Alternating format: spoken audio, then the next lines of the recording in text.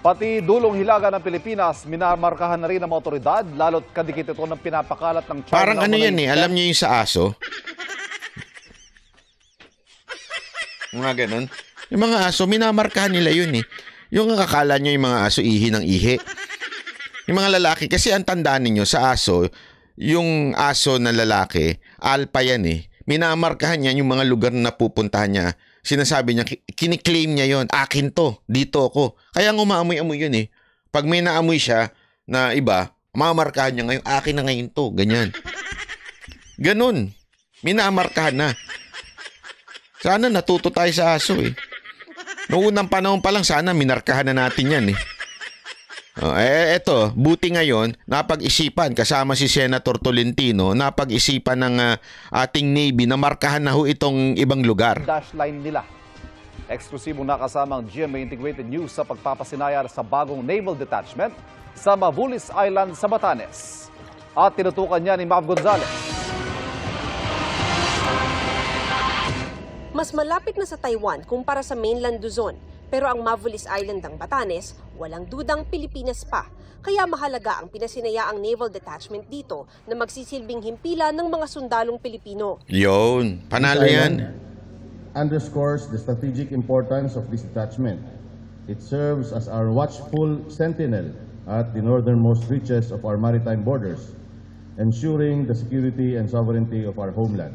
Sa lapit sa Taiwan, may mga illegal poachers umano mula roon na pumupunta sa Mavulis noon ayon sa gobernador. Nangangisda sila dito, tapos yung iba sigurong mga gamit corals, pwede nila pero hindi namin nakikita kung ano. Pero kadalasan ho, yung mga isda po ang kinukuha ho nila dito. Saka siguro yung coconut crabs, nabawasan na yung pumupunta dito. May nakikita pa sila pero sa laot na. Tulong din sa pagmamarka ng ating teritoryo ang detachment, pati ang itinayong fisherman shelter at ang inilagay na watawat ng Pilipinas sa panalo yan. Mavulis. Ganyan! Sisimulan na rin ang pagde-develop sa isla na pinag-aaralang malagyan ng Pag-asa Weather Station at tanggapan ng Department of Agriculture.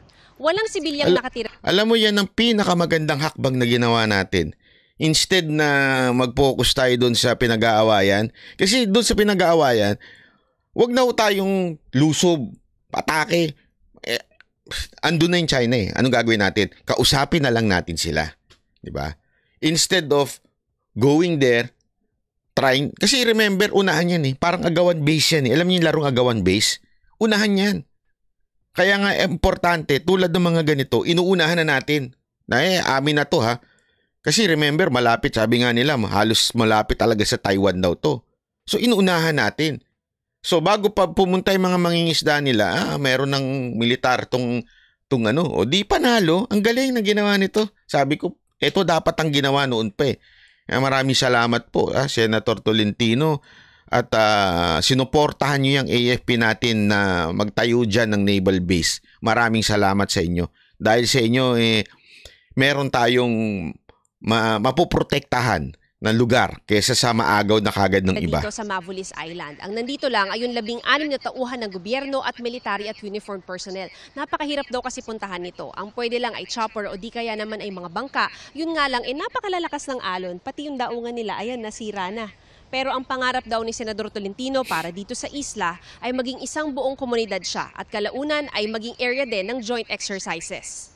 Pero higit na mahalagang papel daw ng Mavulis Island ang pagtatakda ng maritime zone ng Pilipinas. Halos kadikit yan ng 10-dash line ng China na hindi kinikilala ng Pilipinas dahil sumasakop din sa mga teritoryo natin sa West Philippine Sea. Galing yan! Yung panghuling dash, papunta ng Taiwan Strait, nandun si Mabulis. So Mabulis is very strategic and very significant. Yun na nga yung vantage point natin kung merong hindi lang sa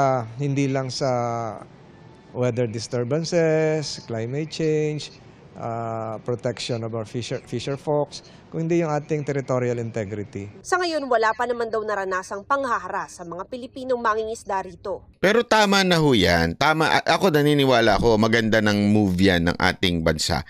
Kasi kahit habang wala pang nakikitang galaw ng ibang bayan, at least nauna na tayo. Diba?